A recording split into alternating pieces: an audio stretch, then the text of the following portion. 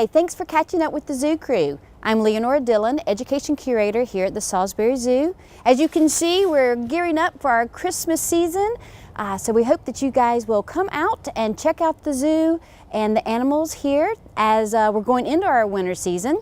Today we're going to be looking at a couple of things around the zoo. Miss Mary Seaman's going to be talking to you in just a little bit about some of the things that are happening, as well as some of the wonderful merchandise that we have in the zoo. So off to you, Mary. Thank you, Leonora. My name is Mary Seaman, and I'm the Marketing and Development Associate here at the Salisbury Zoo. One of the programs that I run here at the zoo is the gift shop, the Ocelot Spot Gift Shop. The Ocelot Spot Gift Shop is a great place to shop for unique items for the holidays, and a great way to support the Salisbury Zoo. Here at the zoo, we try to feature animals and products that are from the areas from which the animals come from, and the animals that are in our collection. We also 100% of the proceeds from the gift shop goes back to the zoo. And we are managed from staff here. We aren't managed from a outside source. So that cuts down all the costs and gives us 100% of the proceeds back to the zoo. As you can see, we try to support fair trade in the gift shop, and all along this tree here are ornaments made through fair trade. If you don't know what fair trade is, it means that almost 80% of the money spent on this goes back to the developing nations that created it. Some are from the United States, some from Africa, some are from South America. We try to incorporate a lot of fair trade in the gift shop to help those programs. Some of the big hits here at the Ocelot gift shop are, of course, our t-shirts, which usually have our logo on or one of our animals that are exhibited here at the zoo. Another is our honey, our local honey from Dean Burrows. That's very popular, along with books, mugs. New this year, our insulated thermal coffee mugs. But a lot of logoed items, and plush. Plush is huge, so if you can't take home an animal, take home a plush of your favorite animal. Thank you for joining me here at the Ocelot Gift Shop. My name is Mary Seaman. Hope you come by and see us during the holiday season. We'd like to welcome Ralph Pilon, Zoo Director, next. Thank you. Thanks, Mary. Hi, I'm Ralph Pilon, and I'm the Director of the Salisbury Zoo. The City of Salisbury is very generous in supporting the zoo and provides an operating budget that allows us to operate the zoo, feed the animals, and keep it open to the public free of charge. But there are services provided by the zoo that aren't covered within that budget, and our educational opportunities and outreach are key among those.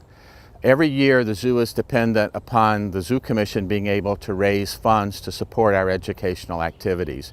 Every year, we serve over 12,000 students, 8,000 of them from Wicomico County itself. So it's very important for us to be able to reach out to the community and receive the philanthropic support that allows us to keep these programs going. The Zoo Commission does a number of activities, but key among those is the annual appeal. We know that there's a lot of things that compete for people's time and attention and resources, and it is a very busy time of year, but we hope people will take the chance to think about what the zoo does, how important we are to the students in our community, and how important it is for the zoo to be able to continue to provide those services to all those young students.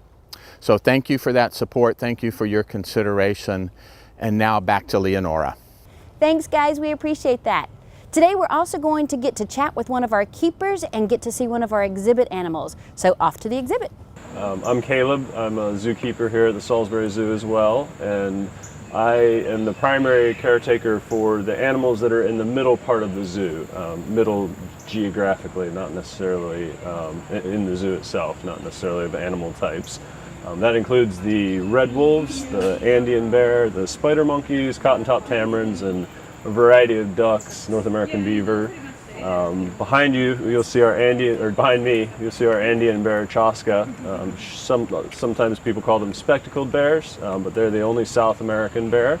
They're a little bit smaller, pretty similar in size to black bear.